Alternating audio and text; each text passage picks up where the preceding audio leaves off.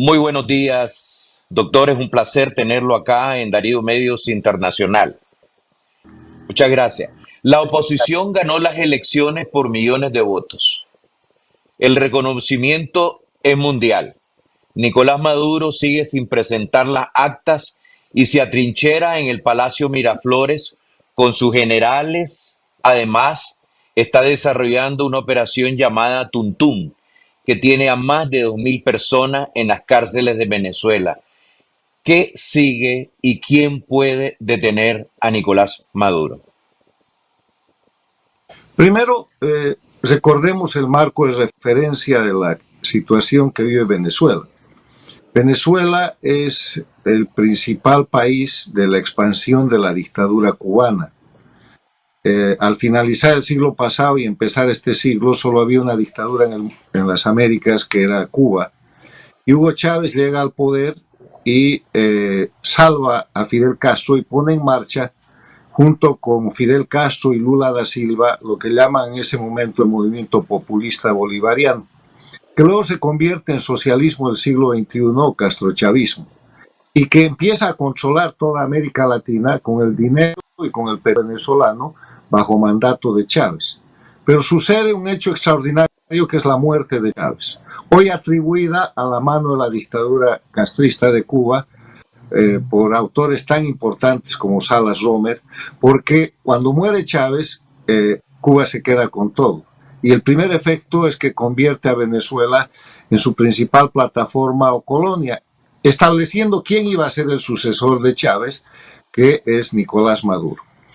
Segundo elemento es que Venezuela es una dictadura de ese grupo, el socialismo del siglo XXI, bajo control de Cuba.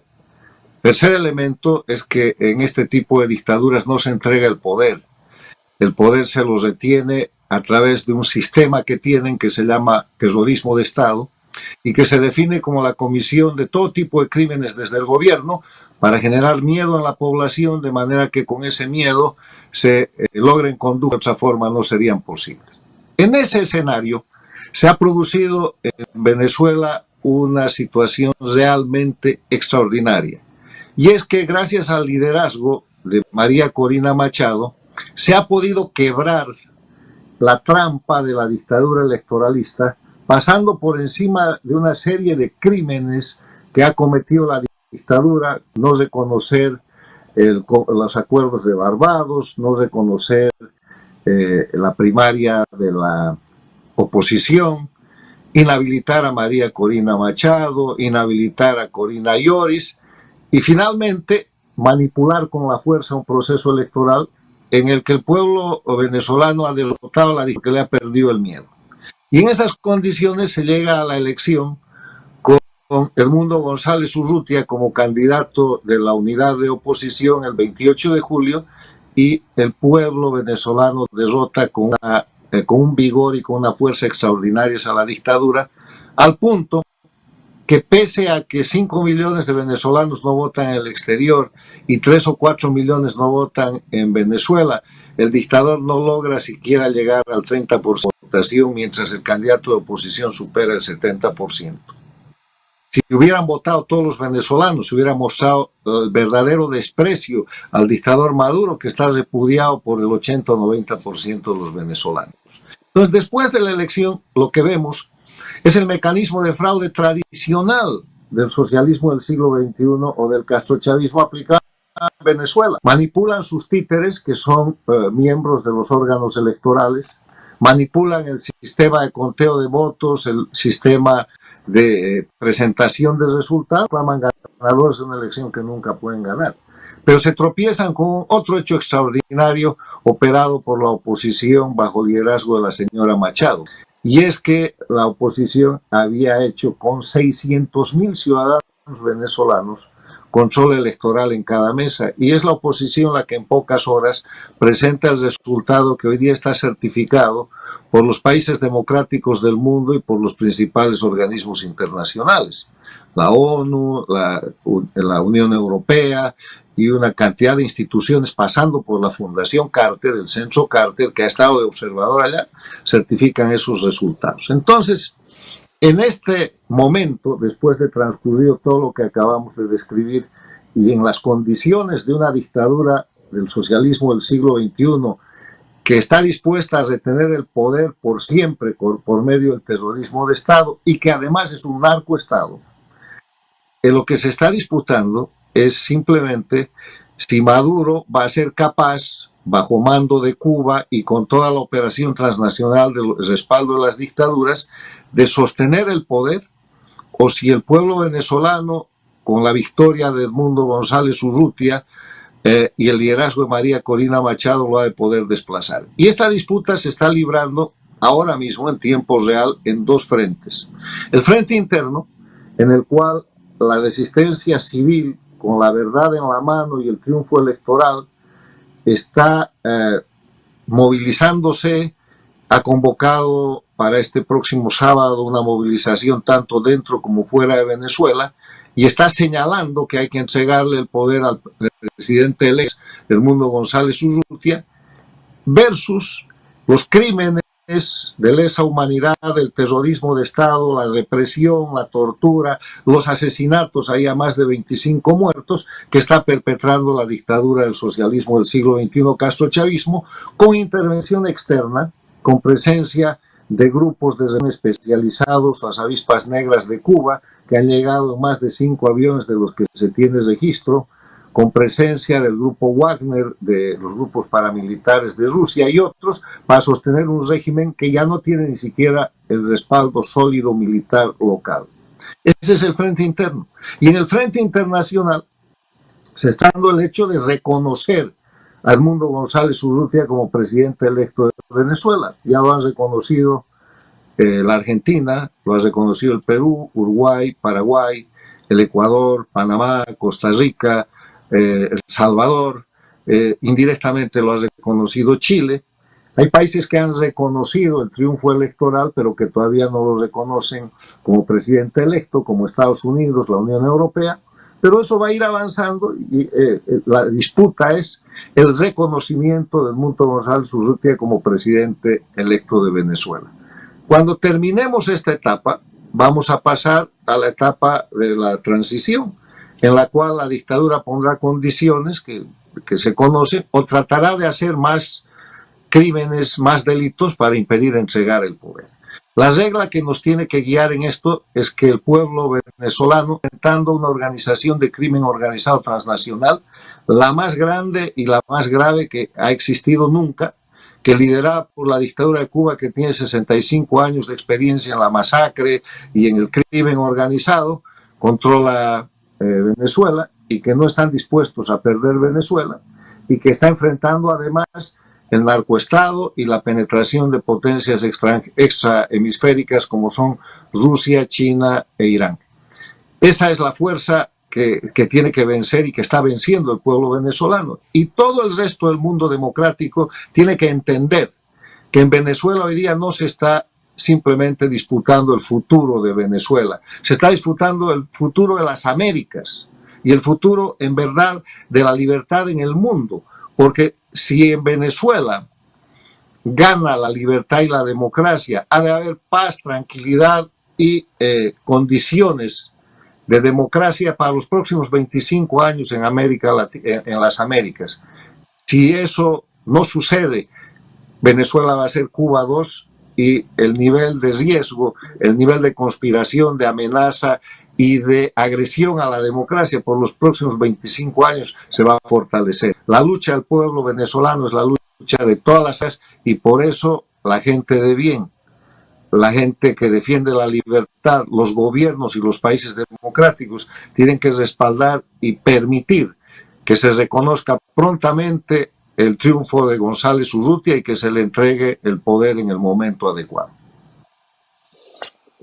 Según el Wall Street Journal, hay unas conversaciones secretas en que Estados Unidos ofrece amnistía a Maduro para ceder el poder. En un intento de largo alcance, arriesgado por parte de los Estados Unidos, pero existe una estrategia clara de los Estados Unidos con Venezuela o Nicaragua. Venimos de imponerle al menos unas 900 sanciones a Nicolás Maduro, pero además de eso, el Wall Street Journal dice que incluiría esta amnistía una garantía de no extradición a un tercer país. ¿Cuál es su valoración? ¿Es esto una rendición ante Nicolás Maduro por los crímenes de lesa humanidad y lo que está ocurriendo en este momento? El panorama es gris, tiene un estado de sitio, un ejército en las calles, una operación Tuntún, tiene a más de 2.000 personas encarceladas. ¿Qué, ¿Cuál es su valoración del ofrecimiento que, según el Wall Street Journal, ha ofrecido Estados Unidos a Nicolás Maduro, básicamente acusado de crímenes de lesa humanidad, pero estaríamos enfrente, pregunto, de una rendición o cuál es su valoración al respecto? Miren, no se puede valorar lo que son rumores o noticias de prensa no confirmadas, porque en la otra mano el diario de las Américas ayer titula que Estados Unidos tiene dos opciones en ese ámbito de las supuestas negociaciones a Maduro y que una es el exilio y otra es una cárcel en Estados Unidos. En medio de todo eso, el Departamento de Estado ha salido a aclarar que nunca le ha ofrecido ese tipo de condiciones de amnistía a Maduro. Lo cierto es que aquí hay una cosa clara. Maduro ha perdido estrepitosamente una elección y tiene que dejar el poder.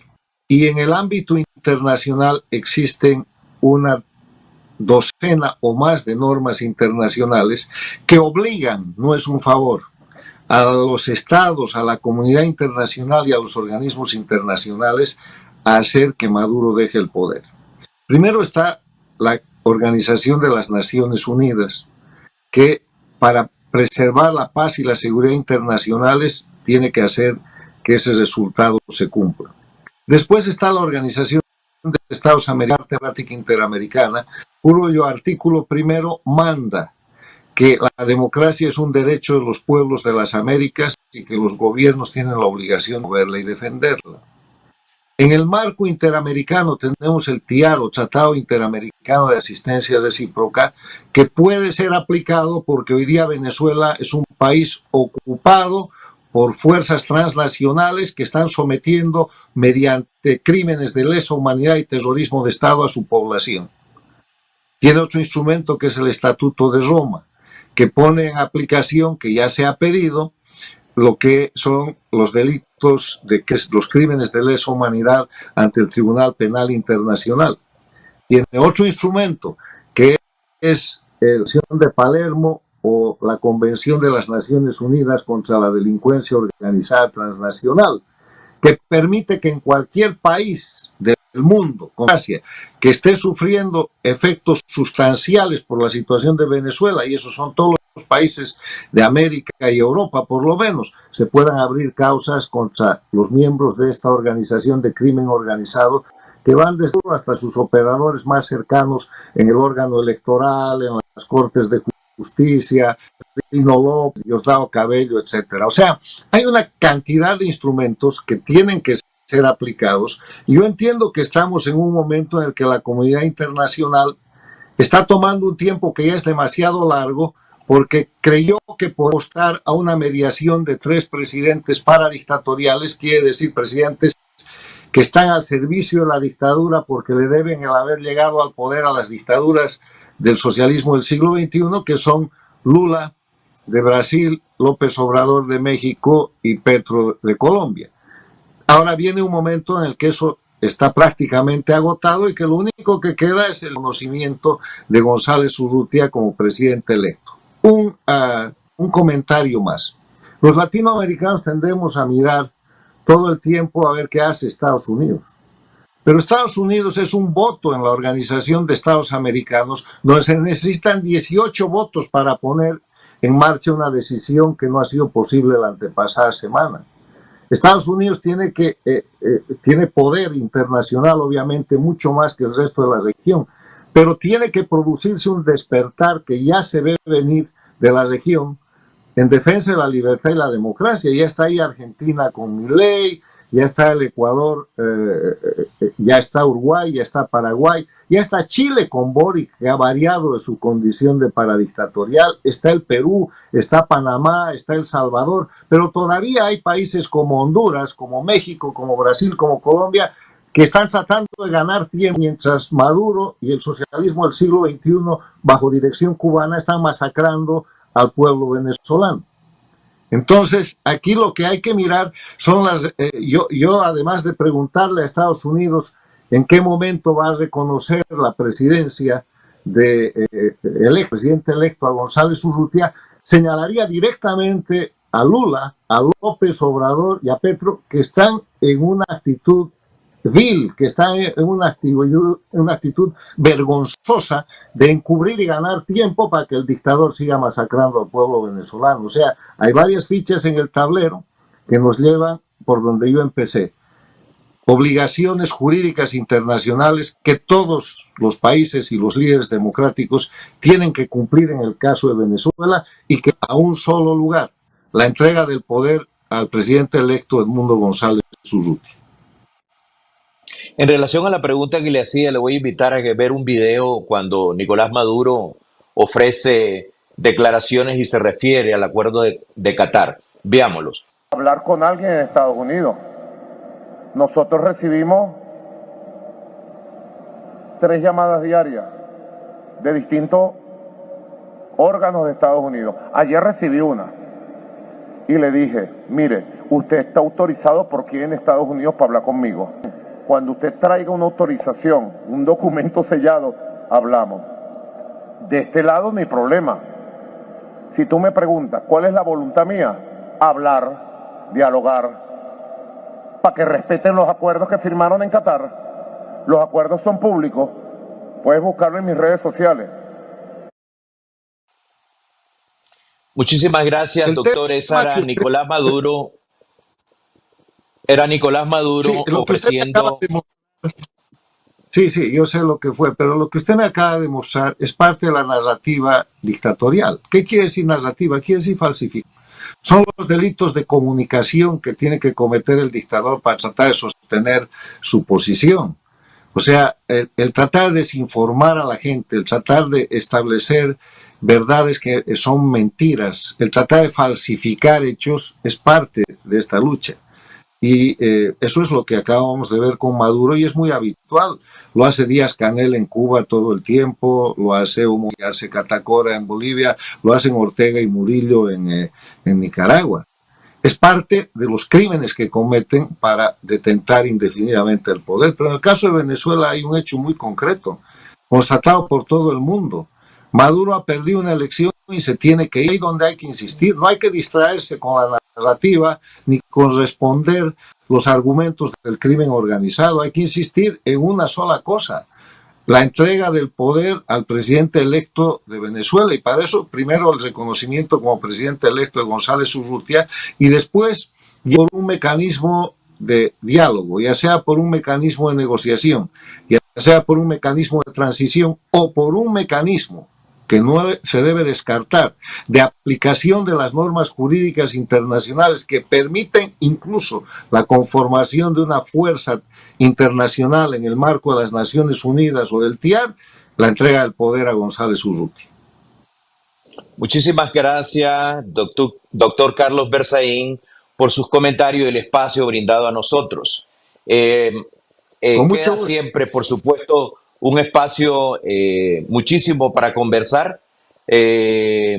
50 países o más reconocieron a Guaidó, y la diplomacia ha fracasado una y otra vez.